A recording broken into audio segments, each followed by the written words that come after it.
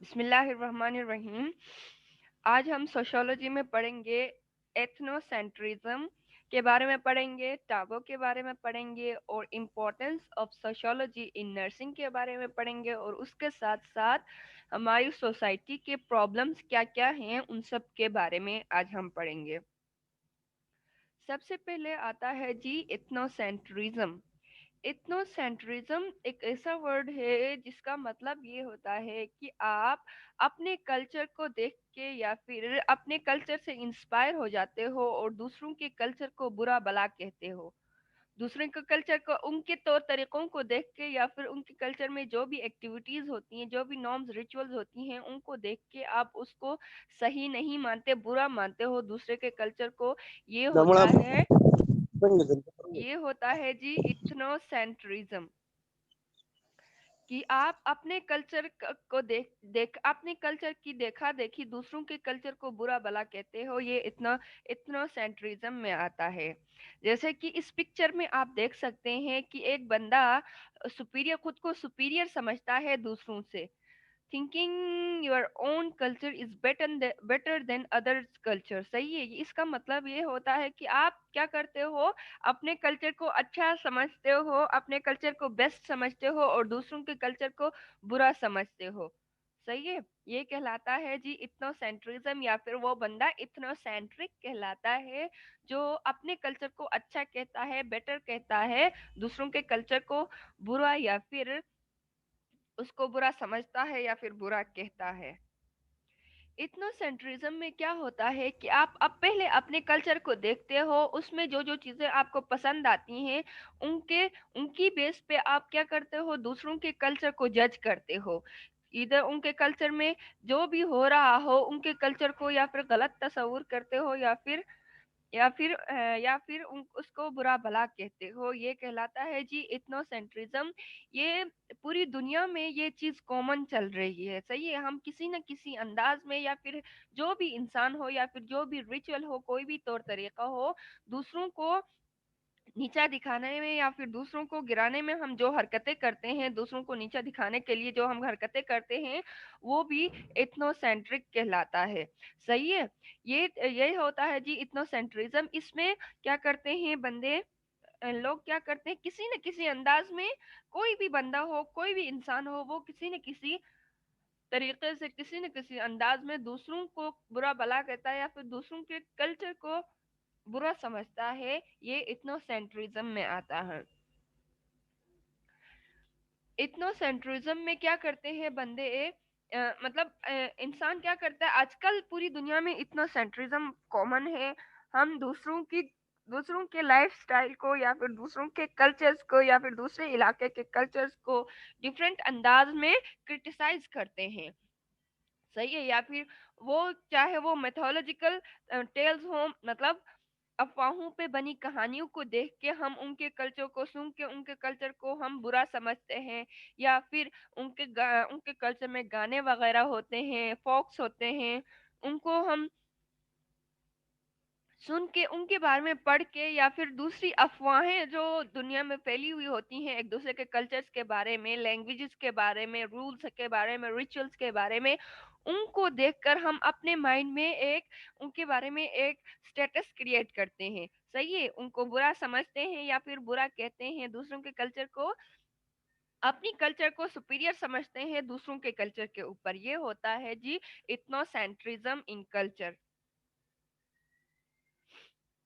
یہ کیا ہوتا ہے, ایتھنو سینٹرزم دنیا میں ہر جگہ اس کو کسی نہ کسی انداز میں پروموٹ کیا جاتا ہے. صحیح ہے. چاہے وہ پاکستان ہو, چاہے وہ گلف کنٹری ہو, چاہے وہ ویسٹرن کنٹری ہو, کوئی بھی جگہ ہو, کسی بھی مطلب ایریا میں ایتھنو سینٹرزم ہر انداز میں پروموٹ کیا جاتا ہے. لیٹ سپوز آپ آپ کیا کرتے ہو, اپنی لائف سٹائل کو اچھا سمجھتے ہو, اپنے کلچر کو اچھا سمجھتے ہو.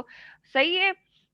اپنے انداز کو, اپنے جینے کے طریقے کو اچھا سمجھتے ہو, دوسروں کے اوپر آپ اپنے آپ کو فوقیت دیتے ہو. یہ بھی ایک ایتھنو سینٹرزم کا ایک फैक्टर कहलाता है।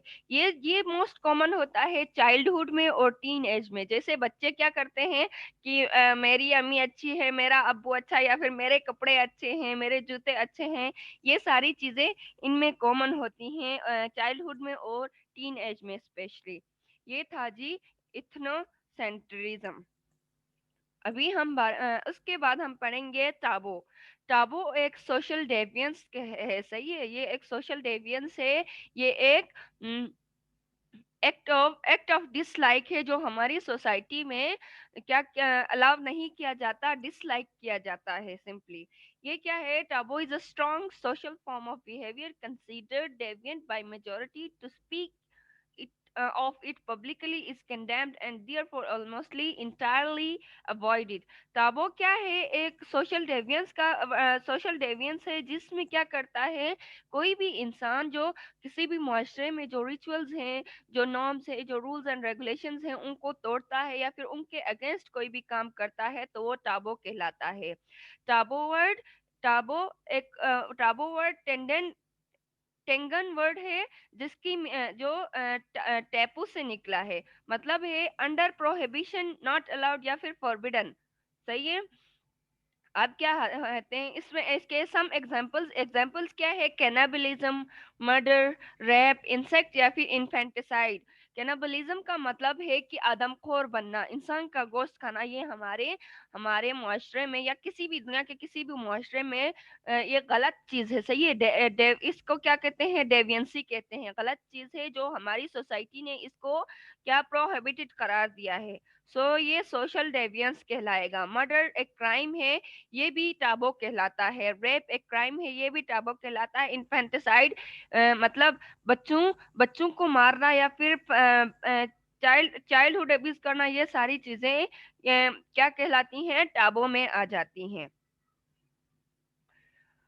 टाबू एक पोलिनेशियन वर्ड है। पोलिनेशियन वर्ड मतलब पोलिनेशिया एक जगह का नाम है जो जजाइर से, जजीरों से, आइलैंड से भरा हुआ एक आइलैंड से भरा हुआ एक जगह का नाम है जहाँ पे एक कैप्टन ने ये वर्ड सबसे पहले यूज किया था। इसका मतलब है मार्क्ड ऑफ, मतलब गलत, मतलब खत्म करना। टाबू एक प्रोहिबिशन है, मतलब ममनू चीज है, ममनू काम है जिस जो कि इंसान किसी मतलब जब कोई सोच उस पर हावी होती है तो वो टाबो अख्तियार करता है, सोशल डेविएंसी अख्तियार करता है।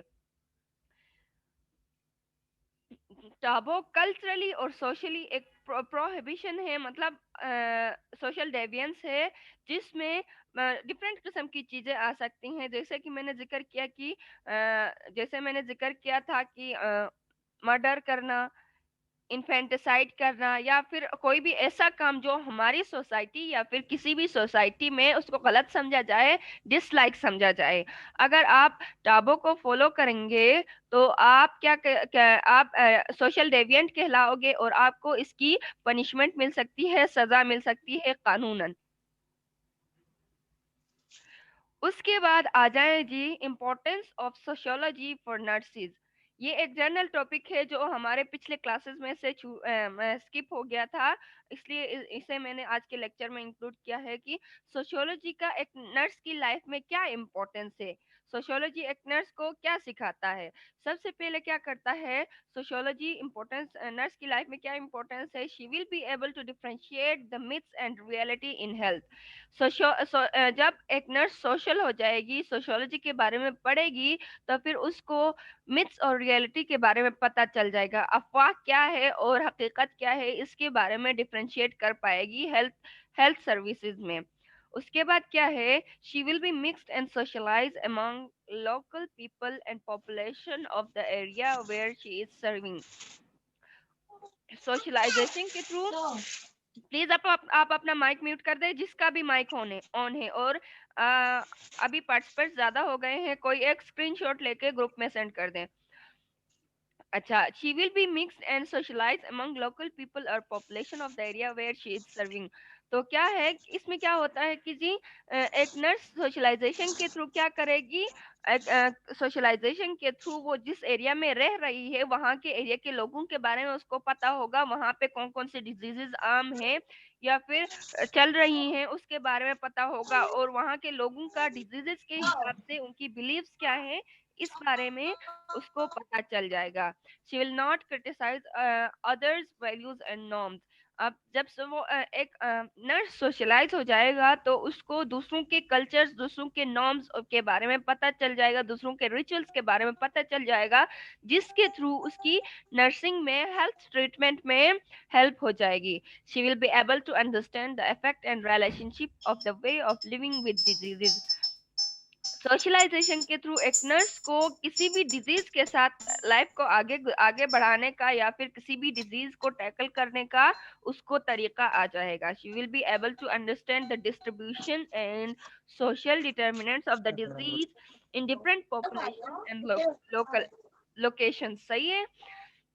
इसमें क्या सोशलाइजेशन के थ्रू क्या होगा कि एक नर्स क्या करेगी कि जिस एरिया में वो रहती है या फिर जिस इंस्टीट्यूशन में या जिस एरिया में वो काम करती है उसमें उसको पता चल जाएगा कि उस वहाँ के एरिया की किसी भी डिजीज को लेके क्या ख्यालात हैं या फिर उनके कॉन्सेप्ट्स क्या क्या हैं उसकी ट्रीटमेंट के रिलेटेड, उसके सिम्टम्स और कॉजेज के रिलेटेड लोगों की बिलीव्स और डिटर्मिनेशंस क्या क्या हैं इसके बारे में उसको सोशलाइजेशन के थ्रू या फिर सोशियोलॉजी के थ्रू पता चल जाएगा.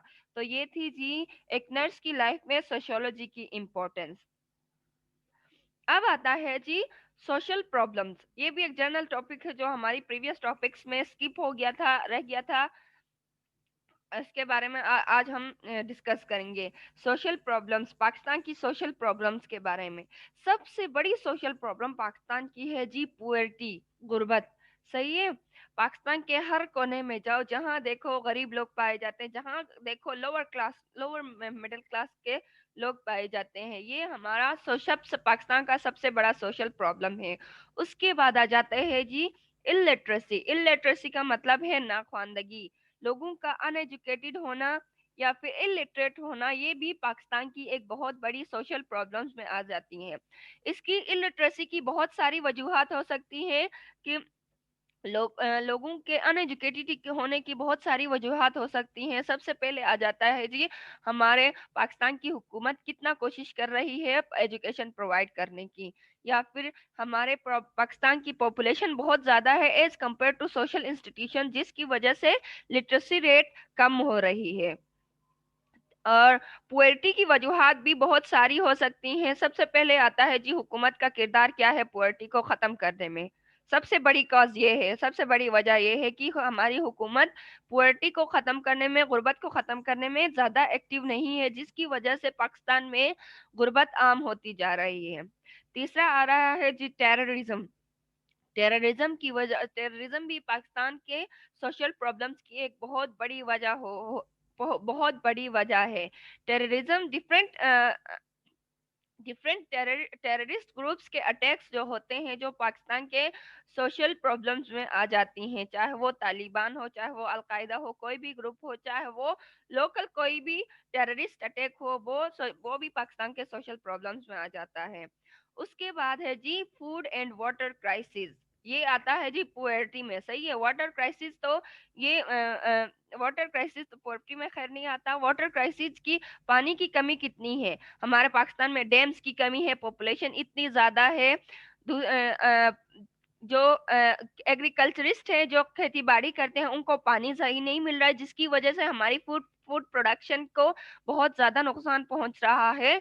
जब पानी नहीं होगा तो जाहिर सी बात है फूड कैसे तैयार होगी, खुराक कैसे तैयार होगी. जाहिर सी बात है जब पानी होगा तो एग्रीकल्चरिस्ट जो है अपने खेतों को सैराब करेंगे, सही से सैराब करेंगे उनको, जिसकी वजह से फूड प्रोडक्शन इंक्रीज हो जाएगी. जब फूड प्रोडक्शन इंक्रीज हो जाएगी it's an obvious thing that poverty भी डिक्रीज हो जाए.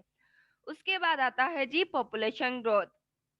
پاکستان کی پاپولیشن بہت تیزی سے بڑھ رہی ہے، جس کی وجہ سے بہت سارے پرابلمز کریٹ ہو رہے ہیں، سوشل پرابلمز جنریٹ ہو رہے ہیں، اور بہت ہی تیزی سے پاپولیشن کی بڑھنے کی وجہ سے سوشل پرابلمز میں انکریمنٹ ہو رہی ہے۔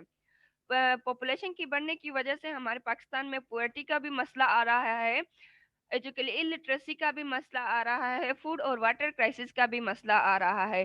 یہ سب جو ہے پاپولیشن میں زیادہ اضافے کی وجہ سے ہو رہا ہے۔ اس کے بعد آتا ہے جی poor health and facilities. Poor health and facilities یہ حکومت کا کام ہوتا ہے کہ حکومت آپ کو کتنی ہیلتھ فیسلٹیز پرووائڈ کر رہی ہے، اور ہیلتھ ایجوکیشن کے بارے میں کتنی اویئرنیس پھیلا رہی ہے اپنی عوام، اپنی نیشن کے بیچ میں۔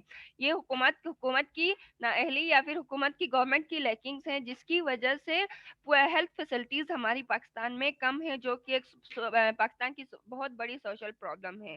اس کے بعد آتا ہے جی انٹرنل اینڈ انٹرنیشنل مائگریشن۔ یہ بھی پاکستان کے سوشل پرابلمز میں آتا ہے۔ مائگریشنز بہت زیادہ ہو رہی ہیں، دیہی علاقے سے شہری علاقوں کی طرف مائگریشنز بہت ہی زیادہ ہو رہی ہیں، جس کی وجہ سے شہر میں اوور پاپولیشن ہو رہی ہے، اور فیسلٹیز کم پڑ رہی ہیں ایز کمپیئر ٹو پاپولیشن۔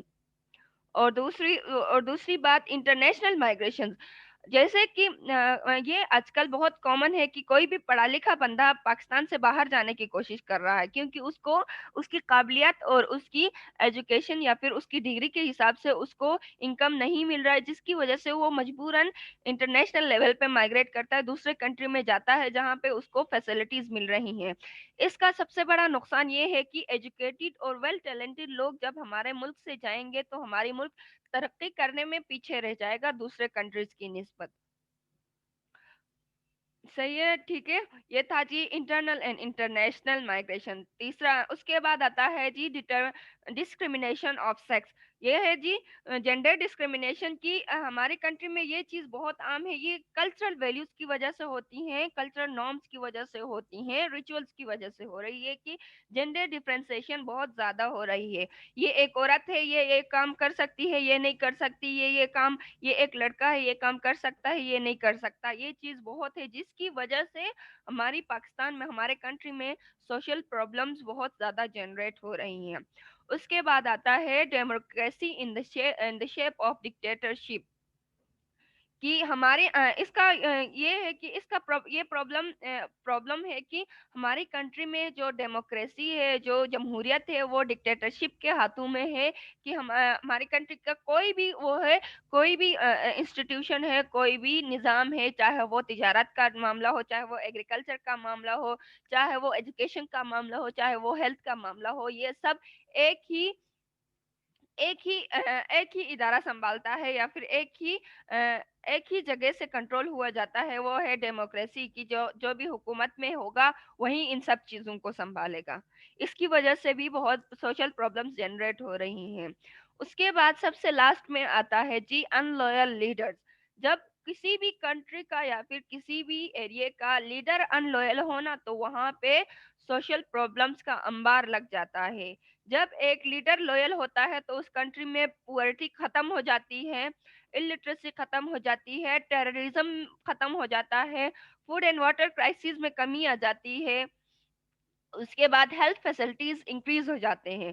جب ایک لیڈر کرپٹ ہو، ان لوئل ہو، تو وہ کیا کرتا ہے کہ اسٹیٹ کا سارا پیسہ اپنے جیبوں میں، اپنے بینک اکاؤنٹس میں بھر دیتا ہے، اور وہاں کی عوام کو صرف اور صرف غربت اور ناخواندگی کے اس میں دلدل میں پھنسا کے صرف اور صرف اپنی جیب کو گرم کرنے میں لگا ہوتا ہے، یا پھر اپنے بینک بیلنسز کو انکریز کرنے میں لگا ہوتا ہے۔ یہ تھا جی ان لوئل لیڈرز کا کے کام کا نتیجہ۔ آج کا ہمارا ٹاپک